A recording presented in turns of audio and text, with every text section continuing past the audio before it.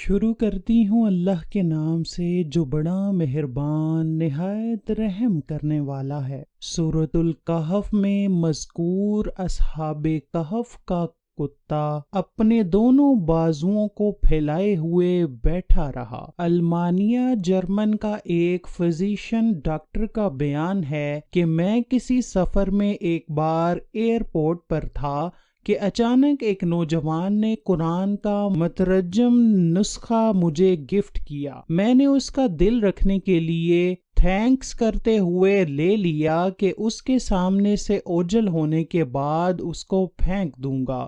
تھوڑی دیر کے بعد وہ میری نظروں سے غائب ہو گیا۔ میری بھی فلائٹ کا وقت ہو چلا اور میں جہاز میں بیٹھ گیا۔ سفر طویل تھا۔ اکتاہٹ کی وجہ ادھر ادھر پلٹی لی تو جیب میں کچھ وزن سا محسوس ہوا۔ نکالا تو وہی قرآن کا نسخہ تھا جسے میں بھول گیا۔ خیر دل میں خیال آیا کہ دیکھوں تو صحیح کیا ہے اس میں۔ میں نے کھولا تو میرے سامنے سورہ کہف کھلی اور میں دھیرے دھیرے ورق گردانی کرنے لگا۔ اچانک میں دو ایسی آیتوں سے گزرا جنہوں نے مجھے ٹھہرنے اور غور کرنے پر مجبور کر دیا۔ وہ دونوں آیتیں یہ تھیں: آپ دیکھیں گے کہ آفتاب بوقت طلوع ان کے غار سے دائیں جانب کو جھک جاتا ہے اور بوقت غروب ان کے بائیں جانب کترا جاتا ہے، اور وہ اس غار کی کشادہ جگہ میں ہیں۔ دوسری آیت یہ ہے: اور آپ خیال کرتے کہ وہ بیدار ہیں حالانکہ وہ سوئے ہوتے ہیں، خود ہم ہی انہیں دائیں بائیں کروٹیں دلایا کرتے تھے۔ ان کا کتا بھی چوکھٹ پر اپنے ہاتھ پھیلائے ہوئے تھا۔ ڈاکٹر کہتا ہے کہ ان کا سونا اور کروٹیں لینا سمجھ میں آتا ہے کہ یہ اس کے لیے ضروری ہے تاکہ ان کے جسم اگر ایک ہی کروٹ میں رہیں گے تو خراب ہونے اور جسم کو مٹی کے کھا جانے کا خطرہ ہے۔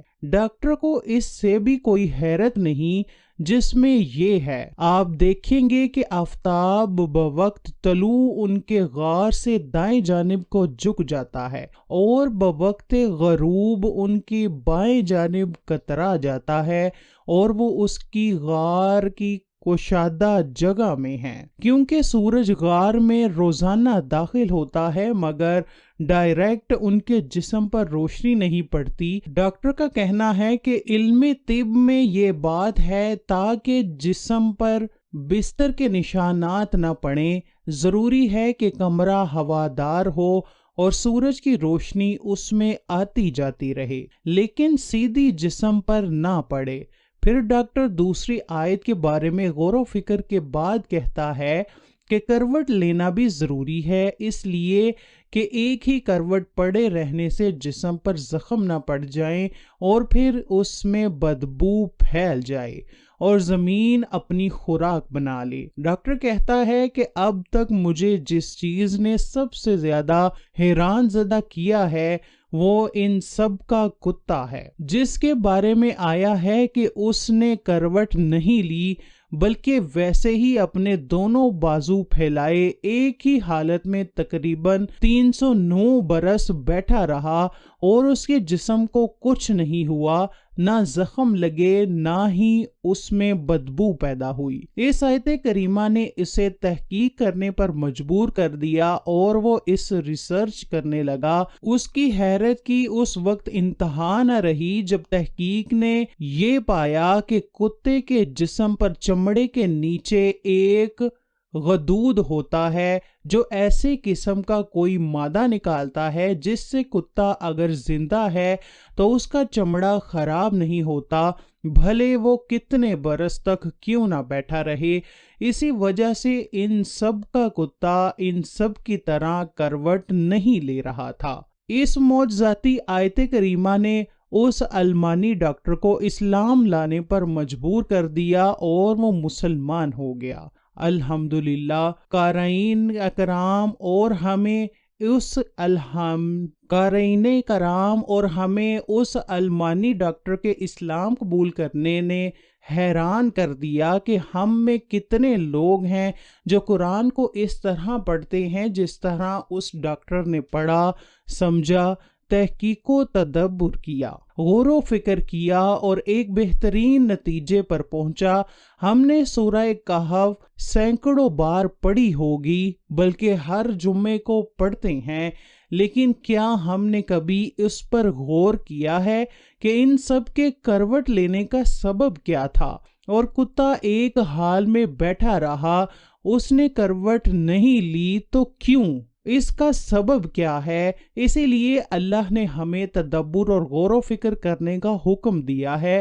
کہا جاتا ہے کہ اصحاب کہف کا کتا اپنی وفاداری کے سبب جنت میں جائے گا، جبکہ کتا نجس العین ہے اور جنت پاکیزہ مقام ہے، اور جو اللہ کے مقربین کے لیے مخصوص ہے اس میں حرام اور نجس جانور کا داخلہ کس طرح ممکن ہے؟ کیا قرآن و حدیث میں اصحاب کہف کے کتے کا کوئی ذکر موجود ہے؟ آخر کتے نے اصحاب کہف کے ساتھ کون سی وفاداری نبھائی کہ جس بنا پر اس کتے پر جنت واجب ہوئی؟ آئیے سب سے پہلے تو بات کرتے ہیں کہ کتے کو نجس العین کیوں کہتے ہیں۔ 3 وجوہات ہیں کہ جس کی بنا پر کتا حرام ہے۔ سب سے پہلی تو یہ ہے کہ کتا ساری رات جاگتا ہے، اور جب اللہ کی رحمتوں کا نزول ہوتا ہے تو یہ اوندھے منہ ہو کر سو جاتا ہے۔ دوسری وجہ یہ ہے کہ کتا اپنے ہم جنس کو دیکھ کر ہمیشہ نفرت کا اظہار کرتا ہے اور بھونکتا رہتا ہے۔ تیسری وجہ یہ ہے کہ کتا اپنا کھانا کھا کر باقی بچے ہوئے کھانے کے اوپر مٹی ڈال دیتا ہے تاکہ وہ کسی اور کے کام نہ آ سکے۔ یہ تو ہو گئی کتے کی نجاست کی باتیں۔ اب آپ کو اس سوال کا جواب دینے سے پہلے کہ کتے پر جنت کیوں واجب ہوئی، پہلے آپ کو مختصر اصحاب کہف کا واقعہ بیان کرتے ہیں، جس سے معلوم ہو سکے گا کہ کیسے ایک کتے نے ان سے وفاداری کی۔ دقیانوس ایک ظالم اور جابر بادشاہ تھا جو کہ آج سے 2000 سال پہلے روم کا بادشاہ تھا، اور افسوس شہر اس کا دارالحکومت تھا۔ پورے شہر میں جو کوئی بھی بتوں کی پوجا سے انکار کرتا، بادشاہ دقیانوس اس کو قتل کروا دیتا۔ کچھ نوجوانوں نے دیکھا کہ ایک ایمان والے شخص کو جب دقیانوس نے قتل کروایا تو فرشتے اس کی روح کو لینے کے لیے آسمان سے بارات کی طرح آئے۔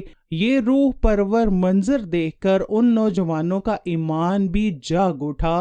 انہوں نے بھی بتوں کی پوجا سے انکار کر دیا اور کھلے عام اللہ پاک کی عبادت کرنے لگے۔ حضرت علی شیر خدا کرم اللہ وجہ الکریم سے روایت ہے کہ انہوں نے ان افراد کی تعداد 6 بتائی ہے، جن کے نام یملیخا، مکسلمینا، مسلینیا، مرنوش، برنوش اور شاز نوش، جبکہ 7واں ان کے ساتھ چرواہا تھا جو کہ ان کو راستے میں ملا۔ 8واں ان کے ساتھ ایک کتا تھا جس کا نام قطمیر بتایا گیا۔ اب ہوا یہ کہ ان 6 ایمان والوں کو بادشاہ دقیانوس نے 3 دن کی مہلت دی کہ وہ بتوں کی پوجا شروع کر دیں، نہیں تو انہیں قتل کر دیا جائے گا۔ تیسرے دن یہ 6 نوجوان کچھ سامان کے ساتھ ہجرت کر گئے۔ شہر کی سرحد پر انہیں ایک چرواہا ملا۔ جب انہوں نے چرواہے کو اپنے ایمان کا واقعہ سنایا تو اس کا بھی ایمان جاگ اٹھا، وہ بھی ان کے ساتھ ہو لیا۔ چرواہے نے اپنی بکریوں کو آزاد کر دیا، جبکہ اس کے پاس ایک کتا بھی تھا جس کو وہ لوگ اپنے ساتھ لے گئے۔ شہر افسوس سے تقریباً 6 میل دور ایک غار میں انہوں نے پناہ لی۔ بادشاہ دقیانوس کو جب اس بات کا علم ہوا تو وہ اپنی فوج کو لے کر ان کی تلاش کے لیے نکل پڑا۔ جب وہ بادشاہ اپنی فوج کے ساتھ اس غار کے منہ پر پہنچا جس پر اصحاب کہف نے پناہ لے رکھی تھی، تو بادشاہ نے دیکھا کہ ایک شکاری کتا اپنے اگلے دونوں پاؤں پھیلا کر غار کے دروازے پر بیٹھا ہے۔ فوج جب غار میں جانے لگی تو بادشاہ نے کہا کہ غار میں جانے کی ضرورت نہیں ہے، کیونکہ اگر یہاں کوئی انسان ہوتا تو یہ کتا ضرور بھونک رہا ہوتا یا پھر ان کو کھا جاتا۔ کتا بادشاہ اور فوج کو دیکھ کر بھی اسی طرح سکون سے بیٹھا رہا۔ اس طرح وہ بادشاہ واپس لوٹ گیا۔ اللہ پاک سورہ کہف کی آیت نمبر 22 میں فرماتا ہے، روایت میں ہے کہ اصحاب کہف اس غار میں 309 سال تک سوئے رہے، اور جب ایک نیک دل بادشاہ بیدروس کی حکومت آئی تو اس کے زمانہ میں لوگ یہ قیاس کرنے لگے کہ ایک مرتبہ جو مر جائے وہ دوبارہ زندہ نہیں ہو سکتا۔ چنانچہ بادشاہ بیدروس نے اللہ پاک سے دعا فرمائی کہ کوئی ایک ایسا معجزہ دکھا کہ میرے لوگ یہ مان جائیں کہ مرنے کے بعد اللہ دوبارہ زندہ ضرور کرے گا اور قیامت برپا ہوگی۔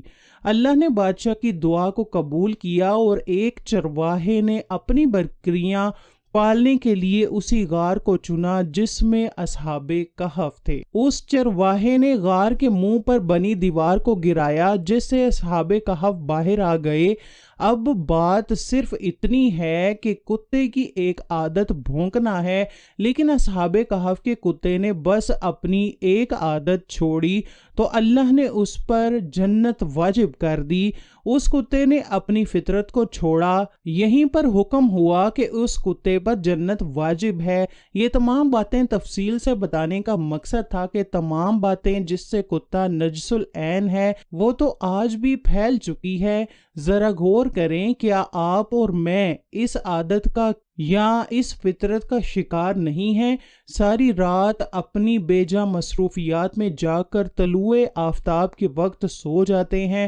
اپنے بہن بھائیوں کو نفرت سے دیکھنا، ان کے لیے آسانیاں پیدا کرنے کی بجائے مشکلات پیدا کرنا میری اور آپ کی فطرت کا حصہ نہیں ہے۔ اپنی غذائی ضروریات پوری کرنے کے بعد کھانے کو فریج جیسی مشین میں فریز کر دینا اور بعد میں ضرورت نہ پڑنے پر ضائع کر دینا ہمارا روز کا معمول نہیں ہے۔ آپ اندازہ کریں کہ اگر ایک پلید جانور اپنی ایک بری عادت کو کچھ دیر کے لیے ترک کرتا ہے تو اللہ پاک اس پر جنت واجب کر دیتا ہے، اور ہم تو پھر اشرف المخلوقات ہیں۔ آئیے آج ہی عہد کرتے ہیں کہ ہم تمام برے اعمال کو چھوڑ کر اللہ کی عبادت میں دل و جان سے مگن رہیں گے۔ اللہ پاک ہم کو صراط المستقیم پر ڈٹے رہنے کی توفیق عطا فرمائے۔ آمین لکھنا مت بھولیے گا۔